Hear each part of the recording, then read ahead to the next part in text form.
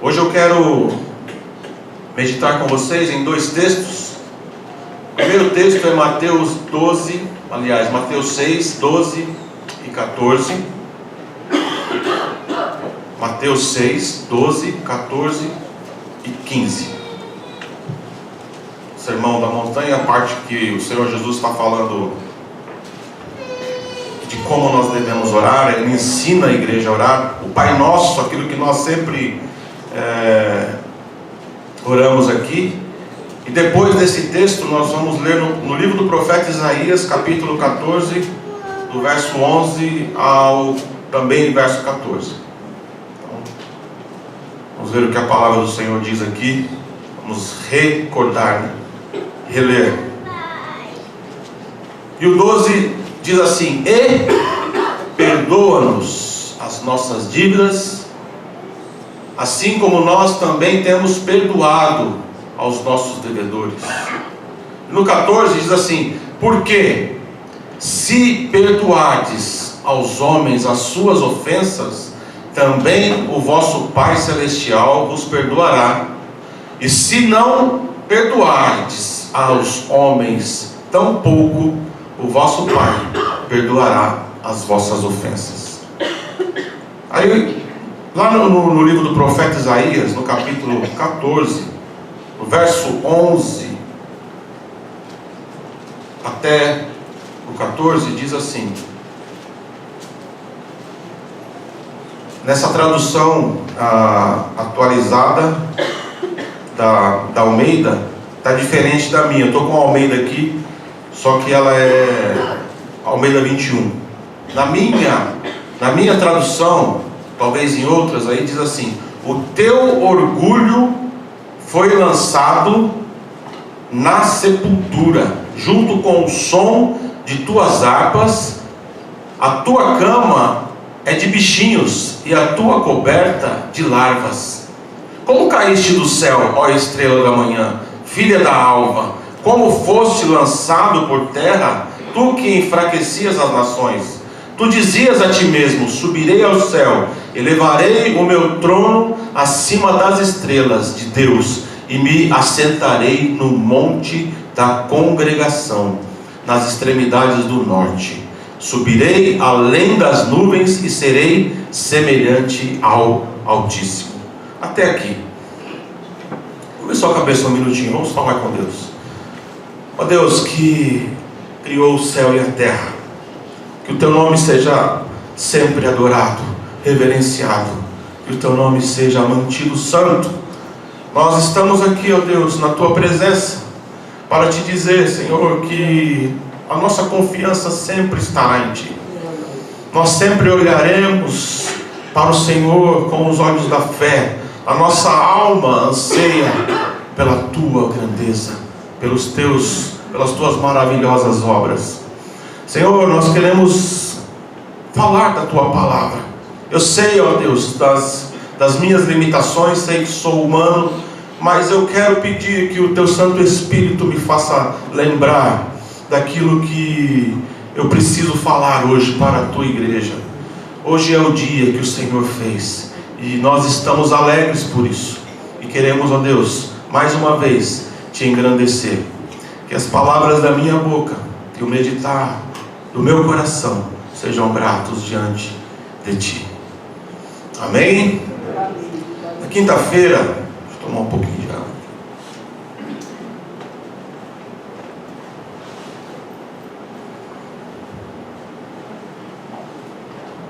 Na quinta-feira eu estive pregando aqui e eu falei sobre a igreja de Laodiceia.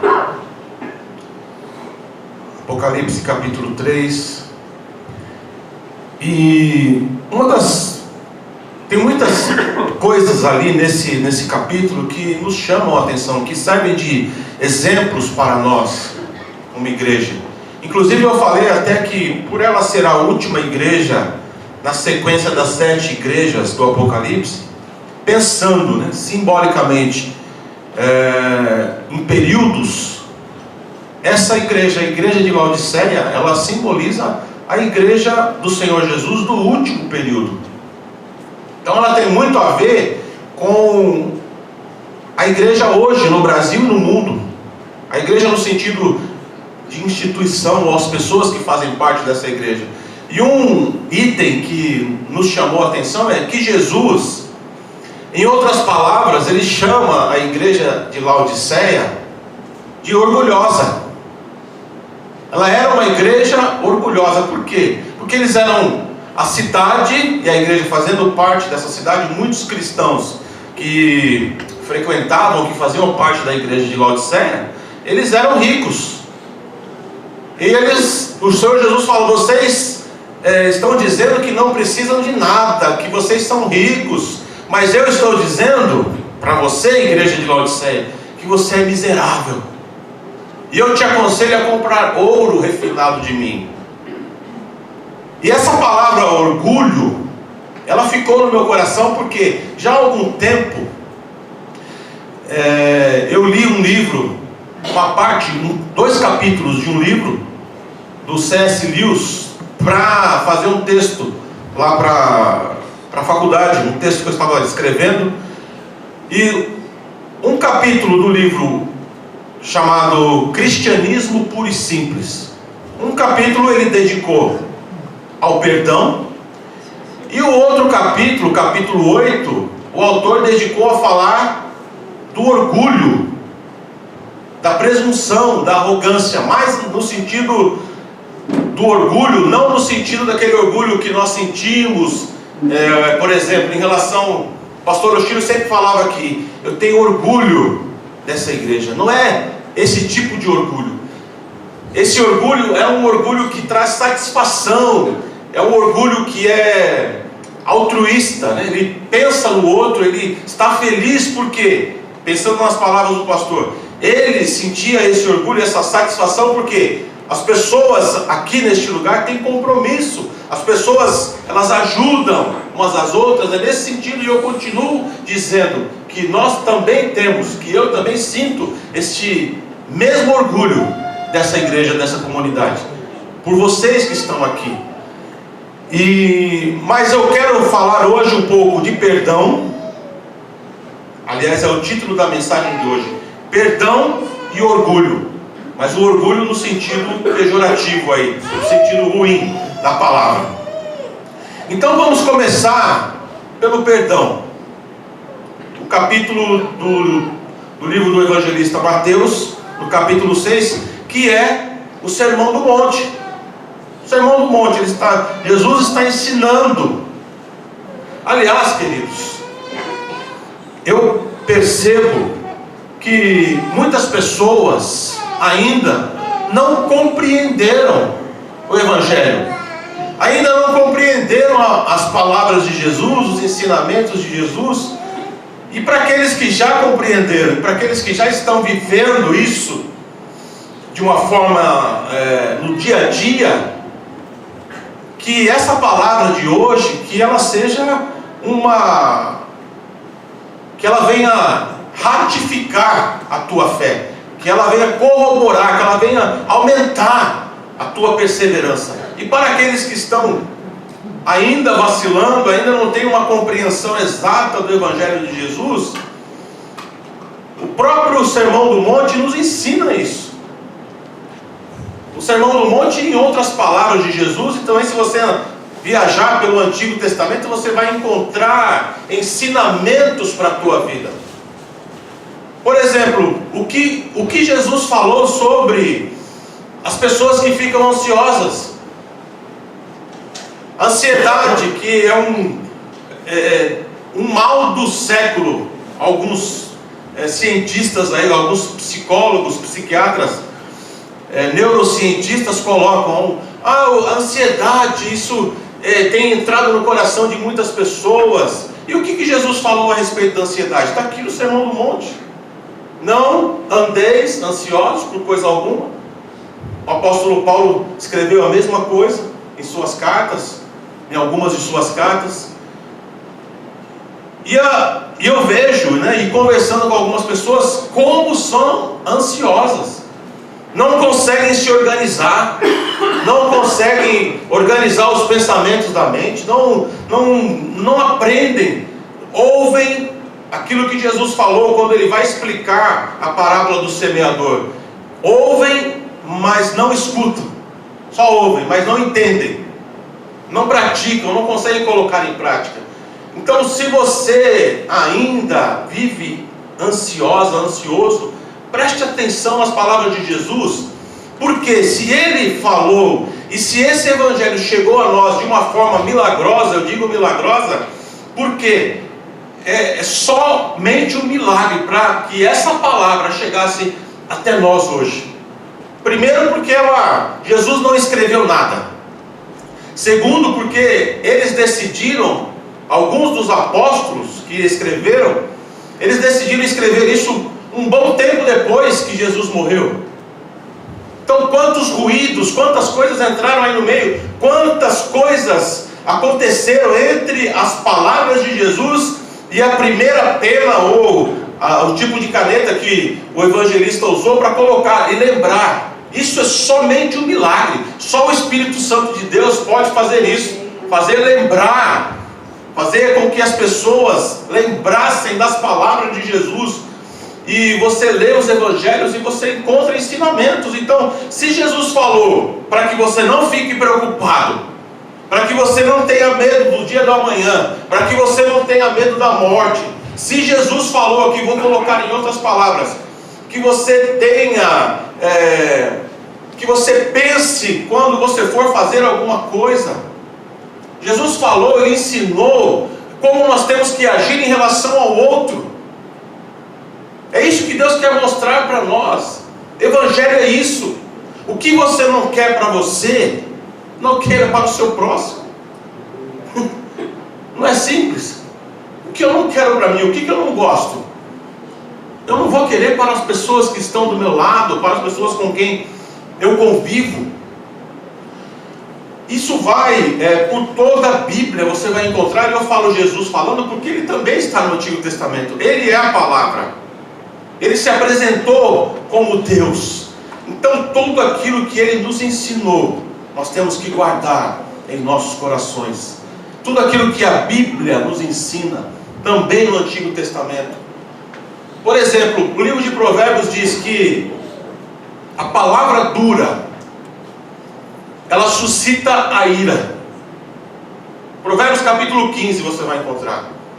E por que tantos irmãos, tantas pessoas, quando vão falar, ou elas são duras no falar, ou elas falam demais?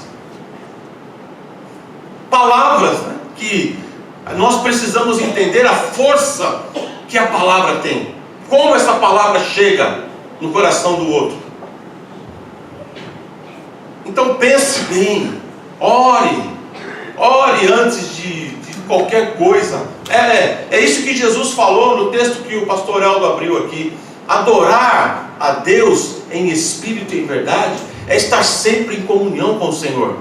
Você pode estar na tua casa, você está falando com Deus. Você pode estar no teu trabalho, em qualquer lugar, você está ligado com o Senhor. Isso vai fazer com que você tenha sabedoria, com que as pessoas venham olhar para você e dizer: olha, eu confio,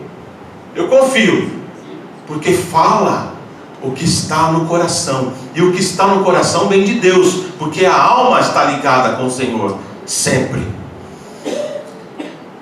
E Jesus nos ensinou a orar. Você tem orado?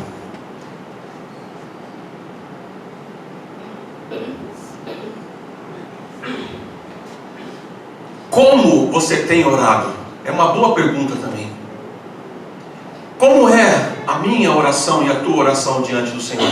Se aqui está o modelo, a oração que nós conhecemos como oração do Pai Nosso, é um modelo de como nós temos que orar. E você pode perceber que Jesus começa a dizer Pai Nosso. É coletivo.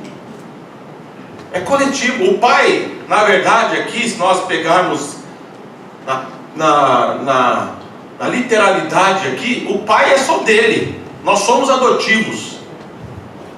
Pai, mas ele diz Pai Nosso, para já deixar claro que nós somos um corpo, que a igreja, ela faz parte de um corpo, que é o corpo de Cristo. E ele começa a dizendo: santificado seja o teu nome. O Filho de Deus, o próprio Deus, com a reverência que nós temos que ter com Deus. Então, como você ora? Já entrando na presença de Deus, Senhor, como um doido, estou aflito. Não importa a tua situação, nós temos que entrar na presença de Deus com reverência, com amor, de cabeça baixa. De cabeça baixa. Tem uma igreja lá em Jerusalém, ou perto de Jerusalém, em Belém, aliás, que supostamente Jesus tenha nascido naquele lugar. Não se sabe exatamente se foi ali. Mas é engraçado, queridos, que a porta de entrada daquela igreja, que foi construída há séculos atrás, ela é baixinha. Então as pessoas que entram ali, elas já entram assim, ó, de cabeça baixa, simbolizando, né, reverência. Simbolizando reverência.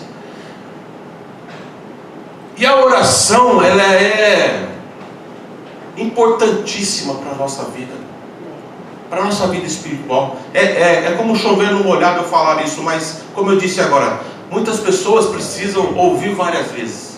Então tenha isso guardado no teu coração. Mas o foco hoje aqui é o perdão.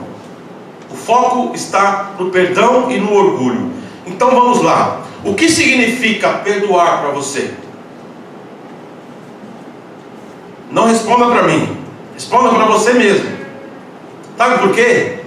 A mágoa, o ódio, a ira, sentimentos ruins que nós muitas vezes guardamos na nossa história de vida, eu comparo a uma brasa viva, a uma brasa incandescente que você segura na tua mão. Ela machuca, e muitas pessoas não conseguem abrir as mãos e soltar essa brasa. Ficam guardando, ficam se lamentando, guardando mágoas, guardando rancor, tristeza. O que significa o perdão para você? Se Jesus, que é Deus, está dizendo perdoa as nossas dívidas, nessa tradução do Almeida, na tradução católica diz perdoa, Senhor, as nossas ofensas.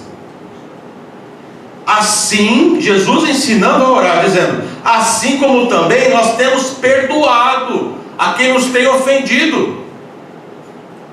Se nós oramos isso todo dia e não aprendemos e não praticamos, o que acontece? A minha oração, ela não tem nenhum efeito se eu não praticar o que eu estou fazendo aqui, o que eu estou dizendo aqui. Se eu não praticar o que eu estou dizendo, a minha oração não vale nada. E ele está dizendo aqui, olha, porque se perdoardes aos homens as suas ofensas, também Deus, nosso Pai Celestial, vos perdoará. Tem uma condicional aqui. Se você não conseguir liberar o perdão, o Senhor, Jesus está falando, não sou eu, queridos. Jesus está falando que Deus não vai também perdoar a você e a mim, se eu vier e na minha oração todos nós, a maioria das pessoas, uma das primeiras frases que eu digo é: Senhor, perdoa os meus pecados, perdoa as minhas falhas. Se eu não estiver enquadrado nesse contexto que Jesus está dizendo aqui, essa minha oração, ela não tem validade. Isso é muito sério. Às vezes nós passamos os olhos e não paramos para prestar atenção naquilo que Jesus está dizendo. Perdoar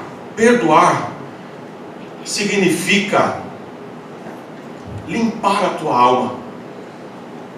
Significa limpar, é uma asepsia que você faz. É um sentimento tão bom. Você até vai lembrar daquilo que te fizeram. sei que coisas que aconteceram com muitas pessoas, com pessoas que vocês conversam, e até mesmo com vocês, foram coisas duras, palavras ou ações. Mas, irmãos, o Senhor está dizendo que nós temos que perdoar. Ele não está dizendo, olha, perdoa só aqueles que foram rudes com você, perdoa só aqueles que fizeram bullying na escola. Não é, perdoa o teu pai quando ele fez algo que marcou a tua vida e você ficou triste, guardou mágoa. Perdoa somente, não, é perdoar. Pedro chegou para Jesus e disse, Senhor, quantas vezes eu devo perdoar o meu irmão? 7 vezes? Jesus falou não, 70 vezes 7. Quem é bom de tabuada aí?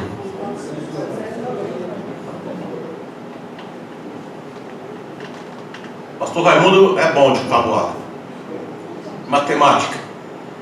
Mas o que Jesus falou é simbólico. 70 vezes 7 é um número infinito para Jesus. Ele está dizendo, todas as vezes que alguém vier te pedir perdão, você tem que perdoar. E você também, eu também tenho que pedir. É uma ação conjunta entre nós, seres humanos. É o perdão. Nós caminharemos nesse caminho da graça sempre com o perdão no coração, pedindo perdão e liberando perdão. Faça esse exercício como se fosse a matemática. Comece, né? Se você ainda não age assim, comece, porque ninguém acerta. Quando você começa a estudar, você não aprende cálculo como aprende na faculdade, como o Heitor disse que passou problemas pelo cálculo. Não, nós começamos a aprender o quê? As 4 operações. Primeiro a adição, depois subtração, e depois vem a divisão e multiplicação. Então é no começo. Isso nós temos que guardar isso no nosso coração. Comece a transformar, pedir ao Senhor, transforma a minha mente, transforma a minha forma de pensar. E Senhor, eu estou fazendo esse jejum. Se você tem o costume de fazer, se não tem, comece a fazer.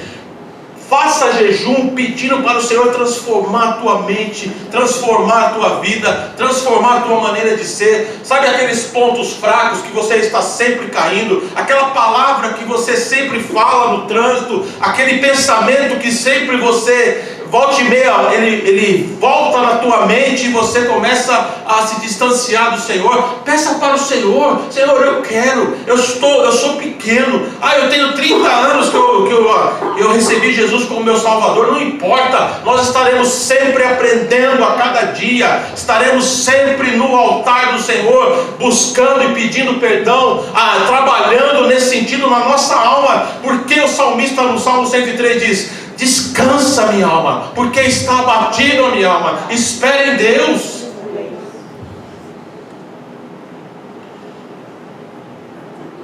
O que significa o perdão para você? Você já perdoou, conseguiu perdoar de verdade? Se você conseguiu perdoar de verdade, você vai lembrar e não vai sentir mais nada. Não vai sentir aquela dor, não vai sentir a tua garganta fechando, engasgada. Não vai começar a chorar de tristeza porque você foi ofendido ou ofendido. Não, aquilo já passou. Jesus foi esmurrado, foi chicoteado, foi crucificado. E lá na cruz, Ele olha para as pessoas e diz, Pai, perdoa. Eles não sabem o que estão fazendo. Quando o apóstolo Paulo fala em Efésios capítulo 6, que a nossa luta é espiritual, queridos. Nossa luta é espiritual. As pessoas, o que nós temos que entender? Satanás, como nós lemos aqui, ele foi expulso do céu e ele trouxe uma terça parte, como nós entendemos aqui na palavra de Deus. Muito demônio, muito anjo caído. E eles estão por aí ainda. Por um tempo o Senhor está permitindo que eles venham a trabalhar. Eu falo isso porque quem falou ao ouvido de Pedro? Quem falou ao ouvido de Pedro? Senhor, o Senhor não vai para Jerusalém, o Senhor não vai morrer, Quem falou? Jesus repreendeu a Pedro? Não. Ele olhou para Pedro e repreendeu Satanás. Quantos demônios estão falando nos ouvidos das pessoas? Quantos? Muitos nós não sabemos. E eles conhecem aqueles que são fracos. Eles conhecem aqueles que caem no pecado, que não resistem. Eles conhecem e eles vão e batem no mesmo lugar. Eles vão e levam as pessoas, tocam no coração de outras pessoas para elas se encontrarem, e aquilo para que elas caiam em pecado, para que elas caiam em suas próprias fraquezas, em seus próprios desejos. Por isso que Tiago fala que não é o demônio muitas vezes que está dentro da pessoa. A pessoa, ela peca por causa dos seus próprios desejos. Mas o inimigo das nossas almas, os demônios, eles são estrategistas, eles conhecem as nossas fraquezas. E eles vão no nosso ponto fraco. Usam pessoas, usam circunstâncias. E muitas vezes nós não temos os nossos olhos espirituais abertos. Nós não estamos na presença de Deus, em jejum, em oração. E aí o que acontece? Caímos.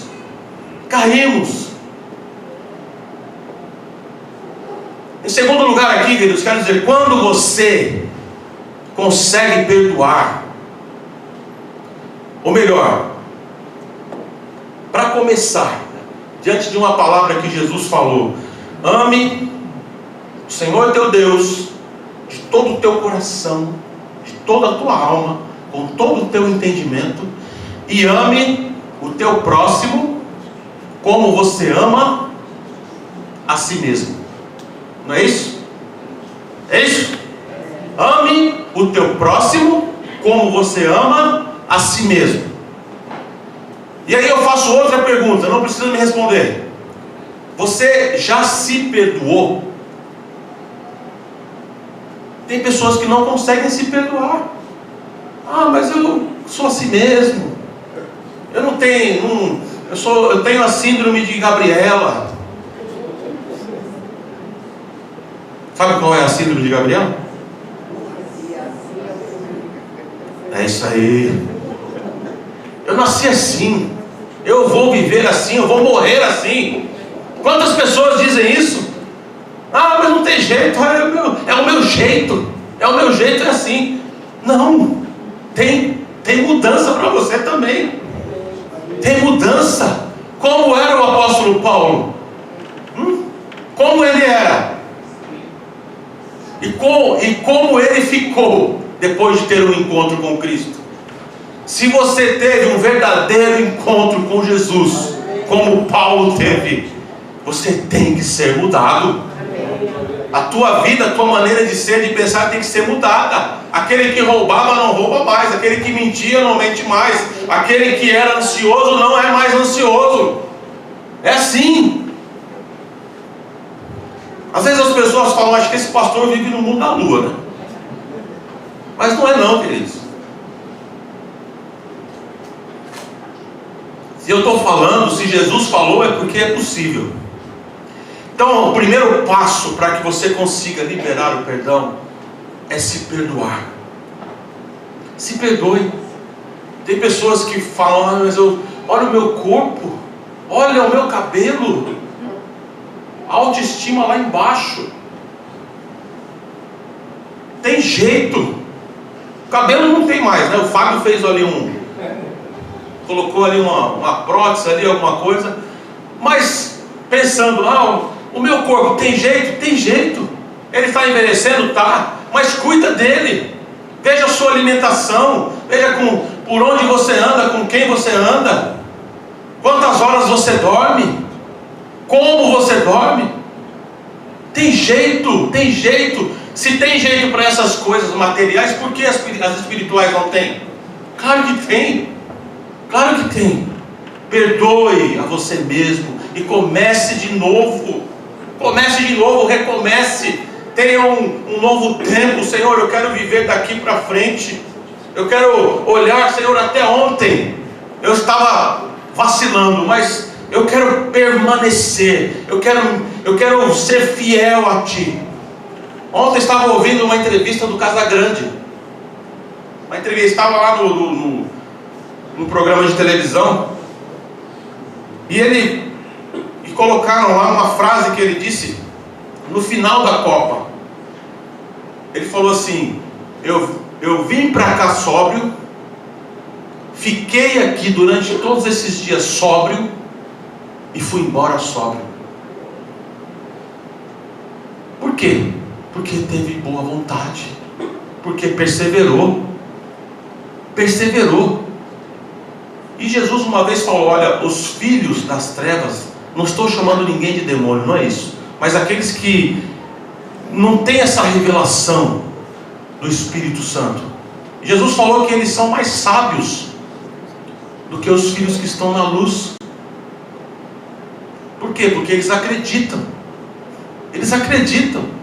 Eles colocam uma coisa no coração. Por isso que você vê tanta gente dizendo: eu consegui. Eles falam no nome de Deus? Não. Mas eles conseguiram? Conseguiram. Por quê? Porque são mais sábios, porque perseveram. E às vezes nós temos que tomar aquilo como lição para as nossas vidas no mundo espiritual. Persevere na oração, persevere no falar somente as coisas boas, persevere em profetizar para a tua vida também, que você vai conseguir em nome de Jesus. Fale como Davi um dia falou para Golias: você vem contra mim com essas lanças, com escudos, mas eu vou contra você, sentimento ruim que está invadindo o meu coração, em nome do Senhor dos Exércitos.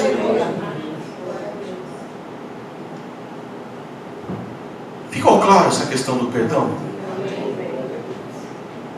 Então vamos partir para o outro tema: o não perdoar. Em terceiro lugar, queridos, de uma certa forma está ligado ao orgulho, aquele orgulho pejorativo com que eu falei agora há pouco. Quem nunca ficou com o orgulho ferido? Todos nós um dia ficamos. Quem nunca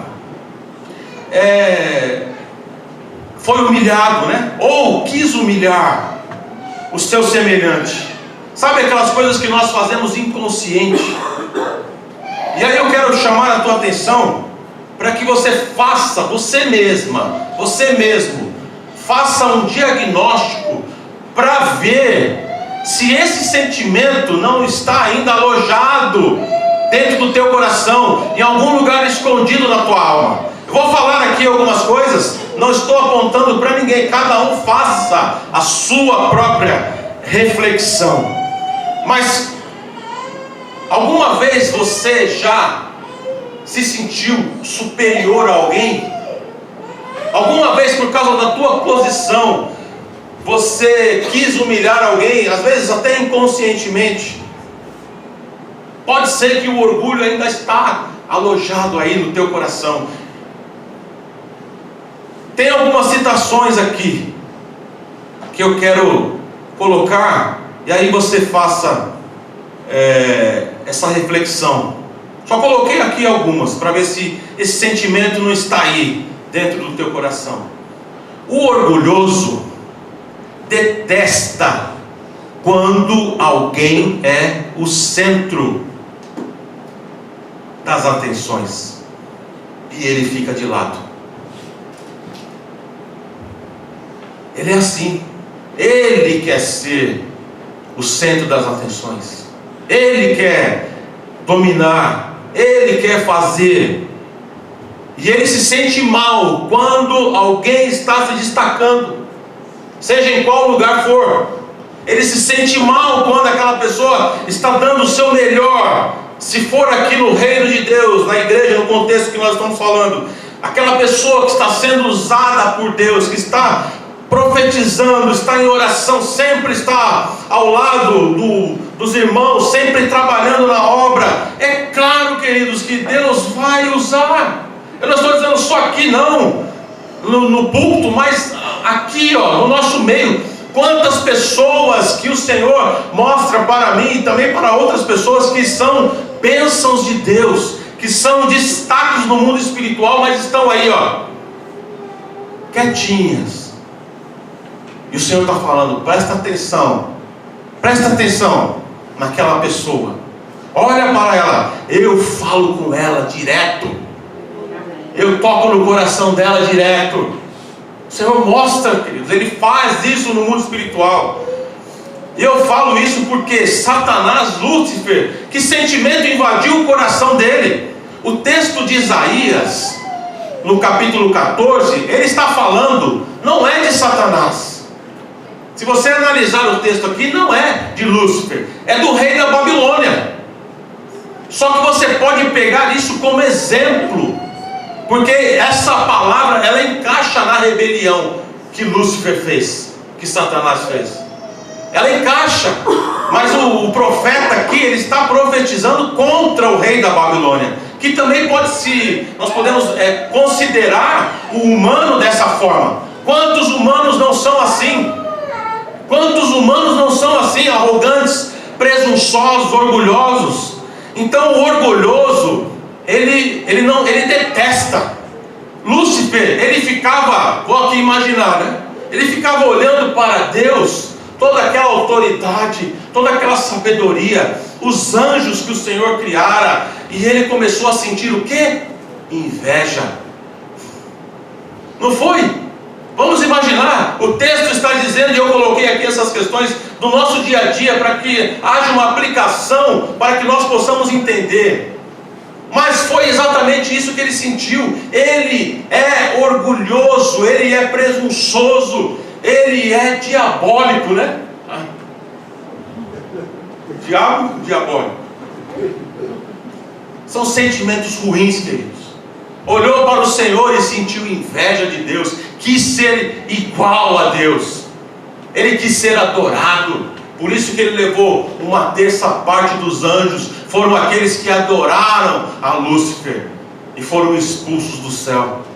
Em segundo lugar, dentro desse contexto, o orgulhoso, quando ele tem alguma coisa, um objeto ou um bem, ele faz questão de mostrar para o outro que o dele é melhor.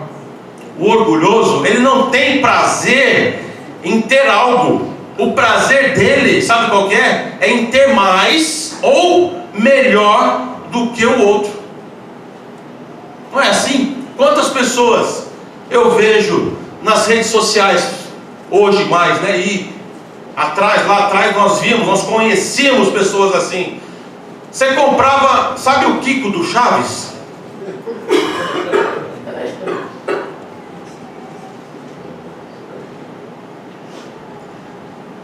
O Chaves não tem nada, né? E ele se vira. Ele pega um pedaço de pau. Outro dia ele fez um brinquedinho daquele de madeira, né? Que cai o negócio aqui. Aí o Kiko chegou lá, olhou dele, ouviu do Chaves, foi lá, pegou um negócio desse tamanho e ficava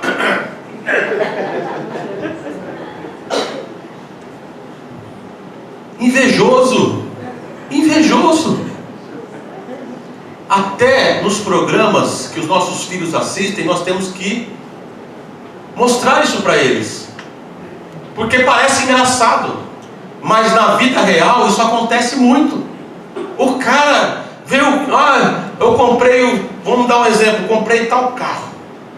Aí o invejoso ou a invejosa, ela nem pode, mas ela vai lá e compra. Se não comprar um igual, compra o melhor, para mostrar. Ela nem gosta daquela marca, nem gosta. O orgulhoso, aqui outro exemplo, ele deseja a mulher do outro, ou aquela que é, vamos pensar na faculdade, na escola, no trabalho, aquela que se destaca, mais bonita. Ele deseja essa mulher não porque ele a ama, não porque ele sente atração, mas ele quer mostrar, ele quer provar a si mesmo que ele é o melhor, que ele é melhor do que o outro, na disputa. O orgulhoso ou o orgulho, ele é na sua essência competitivo. Quase todos os males do mundo que as pessoas atribuem à cobiça e ao egocentrismo são na verdade resultado do orgulho. Quer o exemplo do dinheiro? O orgulhoso, ele quer sempre mais. Ele quer sempre mais. O presunçoso, aquele que é doido por dinheiro, ele quer sempre mais, ele quer ganhar mais. Não importa o que vai acontecer, o que ele vai fazer.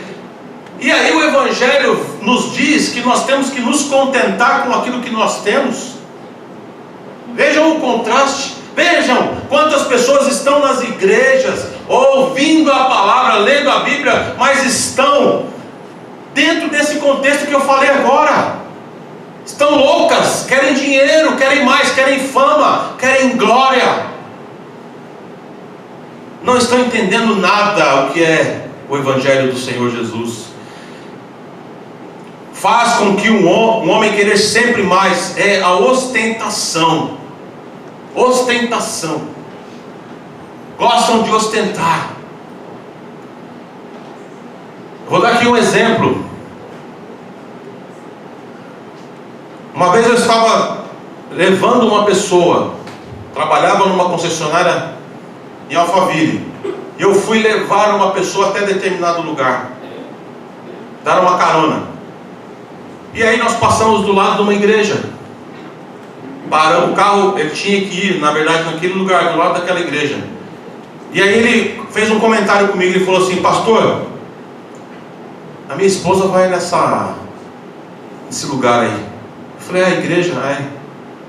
Só que ela me convidou para ir um dia, e eu fui, boa vontade. Só que eu estava chegando, eu vi um carro muito caro, um baita de um carro, com mais 2 carros, na frente e outro atrás. Aí eu vi descer aquele homem. Aí a minha esposa falou: esse daí é o Bambambam, esse é um apóstolo, esse aí é o semideus. Aí o caboclo desceu, seguranças do lado, e aí ele entrou pelo fundo da igreja. Aí ele falou assim para ela: é nesse lugar que você está vindo? Ela falou: é. Muito obrigado, eu não quero. Esse é o pastor? É. Tá bom, para mim não serve. Opulência, ganância. Como que Jesus andava? Aí você pode dizer: pastor, mas não tinha BMW, não tinha Mercedes, não tinha Ferrari, mas tinha cavalos, tinha carruagens fechadas. Jesus andou no meio do povo. Jesus olhava nos olhos das pessoas. Ele disse: eu sou o bom pastor, e o bom pastor dá a vida pelas suas ovelhas. Aquele que não entra pela porta, que entra pulando o muro, esse não é pastor, esse é o lobo. Esse vem só para sugar as ovelhas, vem para arrancar lã. Não, mas eu sou o bom pastor, eu sou a porta. Quem entrar por mim alcançará descanso, disse Jesus. Queridos, esse sentimento, esse orgulho, essa arrogância, essa ostentação, ela alcança muitas pessoas. Olhem para os líderes políticos, olhem para os reis, olhem para qualquer pessoa que despreza o direito do outro, que age com arrogância. Pode ter certeza que ele vai ser humilhado. Vai ser humilhado. Porque aí você fala, aí algumas pessoas pensam: mas Deus vai descer e vai tratar com essa pessoa pessoalmente. Não, ele vai ser humilhado por outros homens. Vai ser humilhado por outros homens. Sabe por quê? Jesus disse que aquele que é sal e perde o sabor, para nada mais ele presta, a não ser para ser pisado pelos homens. Pisado pelos homens. Queridos, eu só quero dar esse exemplo aqui. Não quero falar de partido, não quero falar de política, eu só quero dar esse exemplo aqui. Quantas vezes eu ouvi em redes sociais, em vídeos, o ex-presidente, que está preso hoje, falando com arrogância. Quantas vezes eu ouvi, queridos? Não foram pessoas que me falaram, eu ouvi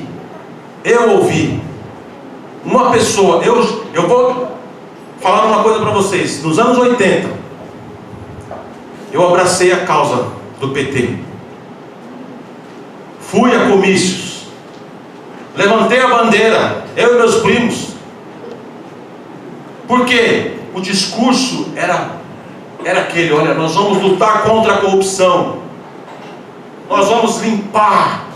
Quando nós chegarmos lá, nós vamos fazer isso, nós vamos fazer isso. Nós vamos olhar para os pobres. E o que eles fizeram? Olharam para os pobres, mas como os fariseus, tocando trombeta. Isso, fazer caridade com o dinheiro dos outros, é fácil. É fácil eu fazer caridade com o dinheiro da igreja. Quero ver eu fazer com o meu. Quero ver. Jesus, ele trata como indivíduo. O Senhor, ele trata no olho. É assim que ele trata. Não é assim que está escrito na parábola do juiz iníquo? A mulher era injustiçada, e Jesus fala no final: será que Deus não fará justiça aos meus escolhidos, que clamam a Ele dia e noite? É no individual que Deus trata. E quando Deus trata no coletivo, Ele trata com a igreja. E Ele mostra aquilo que está acontecendo com a igreja, para que essa pessoa seja tratada, para que essa pessoa, se ela for humilde, que ela receba o perdão e que ela continue a sua caminhada. Agora, com os arrogantes, com os presunçosos, com os orgulhosos, o Senhor permite que muitas coisas aconteçam.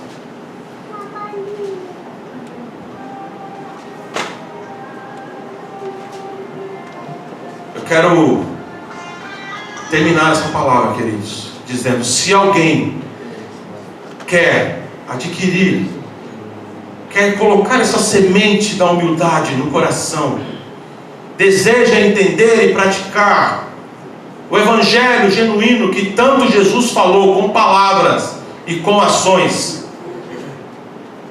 primeiro, recomece. Comece perdoando de verdade. Primeiro a você.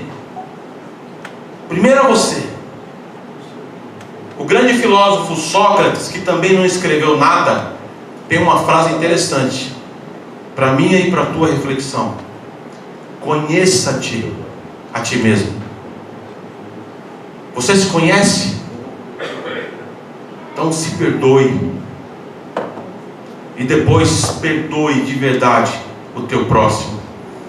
Reconheça diante de Deus o seu orgulho. Peça perdão e feche a porta do teu coração, para que esse sentimento nunca mais entre, para a glória de Deus. Amém? Que as palmas louvem ao nosso Deus Todo-Poderoso.